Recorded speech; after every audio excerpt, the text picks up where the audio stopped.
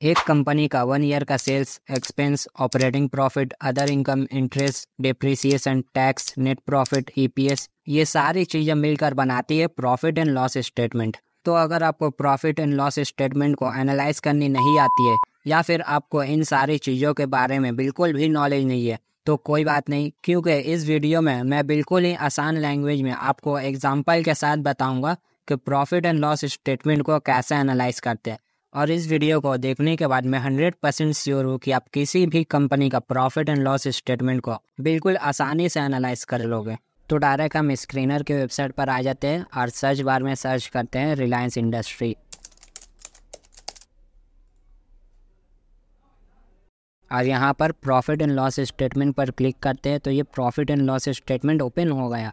तो यहाँ पर बहुत सारे नंबर है जो बहुत लोगों के सर के ऊपर से जा रहा होगा, तो इसलिए हम ये नंबर को इग्नोर करते हैं और यहाँ पर इन सारी चीज़ों को sales, expense, operating profit, OPM, other income, interest, depreciation, profit before tax, tax, net profit, EPS in rupees, dividend pay out को समझते हैं। अब इमेजिन करिए कि आपने बैंक से 10 लाख रुपए का लोन लेकर अपना खुद का एक बिजनेस स्टार्ट कर दिया। आपने रोड साइड पर एक अच्छी सी जगह देखकर एक शॉप को रेंट पर ले लिया और उसमें खुद का एक clothing store, studio clothing store के नाम से ओपन कर दिया। क्योंकि आपकी शॉप रोड साइड पर थी और आपके कपड़े की क्वालिटी भी बहुत अच्छी थी, इसलिए आपके पास बहुत जल्द कस्टमर आने भी स्टार्ट हो गए और आपके कपड़े बिकने भी स्टार्ट हो गए। और आपने पहले ही साल में 6 लाख का माल सेल कर दिया। तो ये जो 6 लाख का माल आपने सेल किया, ये हुई आपकी एक साल की टोटल रेवेन्यू या फिर टोटल सेल्स जो आपने एक साल में कमाया है। अभी 6 लाख के कपड़े को बेचने के लिए आपने बहुत सारे पैसे खर्च भी किए होंगे, जैसे होलसेलर से माल खरीदने में, शॉप का रेंट पे करने में या एम्प्लॉय को सैलरी देने में। तो मान लेते हैं कि आपने जो 6 लाख का माल बेचा था उसे आपने किसी होलसेलर से 2 लाख में खरीदा था, तो आपका 2 लाख रुपए रॉ मटेरियल खरीदने में खर्च हुआ।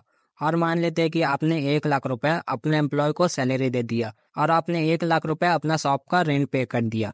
तो आपका टोटल खर्च हो गया 4 लाख रुपए। और ये 4 लाख रुपए जो आपका खर्च हुआ उस 6 लाख को कमाने में, इसे कहते हैं एक्सपेंस। और जब हम टोटल सेल्स में से एक्सपेंस को माइनस कर देते हैं तो हमारा आता है ऑपरेटिंग प्रॉफिट। मतलब अगर हम आपके 6 लाख की टोटल सेल्स में से 4 लाख के एक्सपेंस को माइनस कर देते तो ये जो 2 लाख रुपए बचा ये हुआ आपका ऑपरेटिंग प्रॉफिट। मतलब आपने अपने बिजनेस से जो सेल किया और उसमें से सारे खर्चे या एक्सपेंस को हटाने के बाद जो पैसा आपके पास बचा वो हुआ ऑपरेटिंग प्रॉफिट। क्योंकि आपकी शॉप रोड साइड पर थी तो इसलिए एक बड़ी कंपनी के ओनर आपके पास आए और आपसे कहा कि आप हमारी कंपनी का बैनर अपने शॉप के ऊपर लगाओ तो हमारी कंपनी आपको हर महीने 5,000 रुपये पे करेगी। इससे हमारी कंपनी का मार्केटिंग भी हो जाएगी और आपको हर महीने 5,000 रुपये भी मिलेंगे। तो आपने कहा ठीक है और आपने उस कंपनी का बैनर को अपने शॉप के ऊपर लगा दिया। तो ये जो आपको हर महीने 5,000 रुपये की इनकम मिलेगी ये हुई अदर इनकम। क्योंकि ये आपके मेन बिजनेस से नहीं आ रही है इसलिए ये हुई अदर इनकम। अदर इनकम में बैंक का इंटरेस्ट भी हो सकता है, जैसे अगर आपके बिजनेस का कुछ पैसा बैंक में रखा हुआ है और वहां से इंटरेस्ट मिल रही है तो वो भी हुई अदर इनकम। क्योंकि आपने 10 लाख रुपए लोन लेकर अपने बिजनेस को स्टार्ट किया था तो इसलिए आपको इस 10 लाख रुपए पर 10% का इंटरेस्ट पे करना होता है बैंक को। तो मान लेते हैं कि आपने 10% के हिसाब से 1 लाख रुपए बैंक को इंटरेस्ट पे कर दिया और आपने अपने बिजनेस का सारा हिसाब करने के लिए एक 50,000 रुपए का लैपटॉप भी लिया था। क्योंकि लैपटॉप एक डिप्रिसिएटिंग एसेट्स है, मतलब इसकी वैल्यू हर साल डिक्रीज होती जाती है। तो मान लेते हैं कि ये लैपटॉप 5 साल तक चलेगी, तो इस हिसाब से लैपटॉप की वैल्यू हर साल 10,000 रुपए से डिक्रीज होगी। मतलब अगर इस लैपटॉप की वैल्यू आज 50,000 रुपए है तो एक साल बाद इसकी वैल्यू हो जाएगी 40,000, उसके एक साल बाद 30,000 और 5 साल बाद इस लैपटॉप की कोई वैल्यू नहीं रहेगी। तो इस लैपटॉप का एक साल का डिप्रिसिएटिंग वैल्यू आता है 10,000 रुपये। तो वापस आते हैं हम ऑपरेटिंग प्रॉफिट में। तो ऑपरेटिंग प्रॉफिट आपका 2 लाख रुपए का था। अब इसमें से हम बैंक का इंटरेस्ट का 1 लाख रुपए जो आपने पे किया उसे और 10,000 रुपये लैपटॉप की जो डिप्रिसिएशन थी उसे माइनस कर देते हैं। और हर महीने 5,000 रुपये जो आपको ये कंपनी अपने बैनर लगाने के लिए दे रही थी, इस हिसाब से इस कंपनी ने आपको एक साल में टोटल 60,000 रुपये पे किया। इसे हम प्लस कर देते हैं। तो अब जो ये पैसा बचा ये हुआ आपका प्रॉफिट बिफोर टैक्स।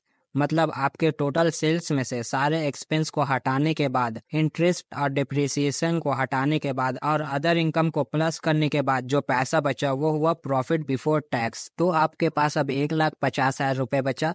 मान लेते हैं कि इसमें से सरकार ने आपसे 10% का टैक्स ले लिया, तो 1,50,000 में 10% के हिसाब से 15,000 रुपये आपने सरकार को टैक्स पे कर दिया। तो इसको हम प्रॉफिट बिफोर टैक्स में से माइनस कर देते।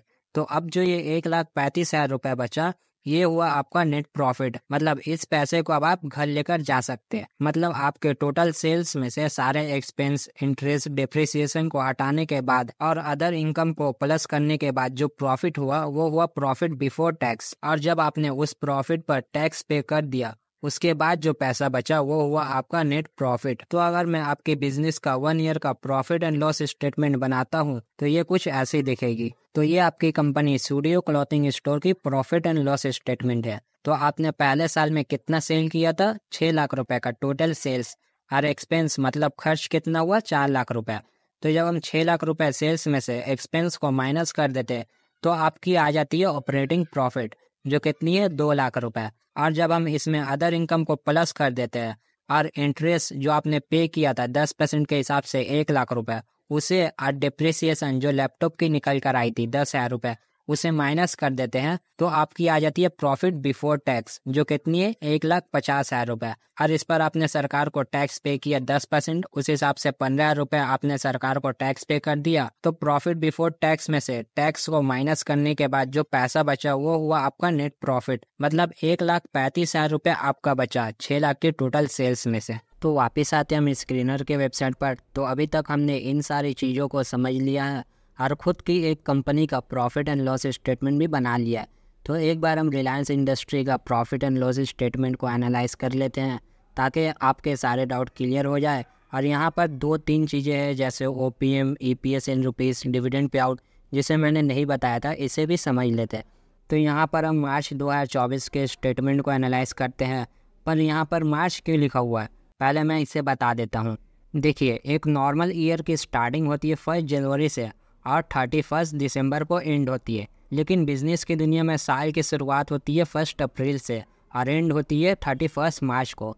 इसलिए यहाँ पर मार्च 2024 लिखा हुआ है और इसे हम फाइनेंशियल ईयर भी कहते हैं।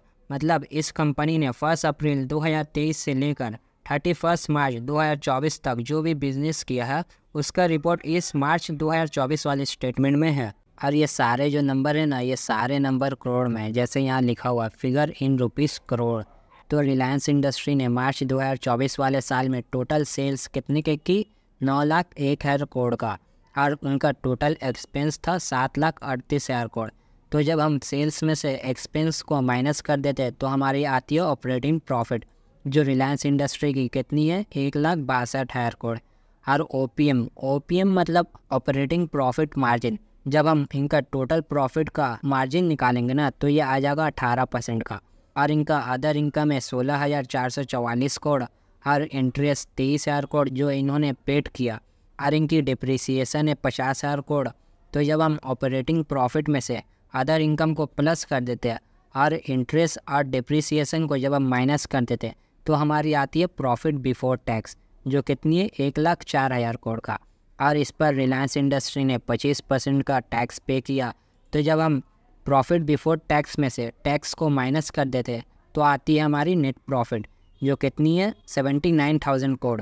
और EPS इन रुपीस।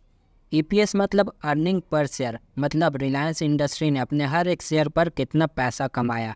अगर आप रिलायंस इंडस्ट्री का शेयर प्राइस देखोगे तो ये है 3,194 रुपये। मतलब रिलायंस इंडस्ट्री ने हर 3,194 रुपये पर कितना पैसा कमाया है।